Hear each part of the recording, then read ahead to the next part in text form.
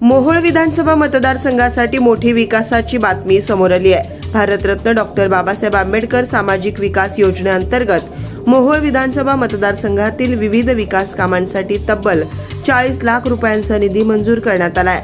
आमदार राजू खरे यांच्या पाठपुराव्यामुळे हा निधी मंजूर झाल्याची माहिती देण्यात आली आहे। या निधीतून रस्ते, भूमिगत गटार, समाज मंदिर आणि स्मशानभूमी रस्त्यांसारखी महत्त्वाची विकास कामे केली जाणार आहेत।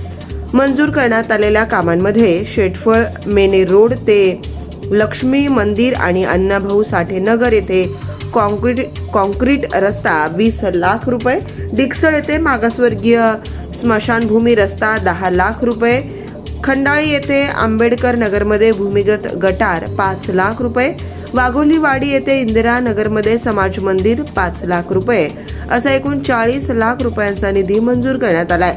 सर्वसामान्य नागरिकांच्या मूलभूत सुविधांसाठी सातत्यानं पाठपुरावा करून हा निधी आणल्याचं आमदार राजू खरे यांनी म्हटलंय। तसेच उपमुख्यमंत्री एकनाथ शिंदे आणि सामाजिक न्याय मंत्री संजय शिरसाट यांचे त्यांनी आभार मानलेत। मोहोळ विधानसभा मतदारसंघातील विकास कामांना आता आणखी गती मिळणार का हे पाहणं महत्त्वाचं ठरणार आहे।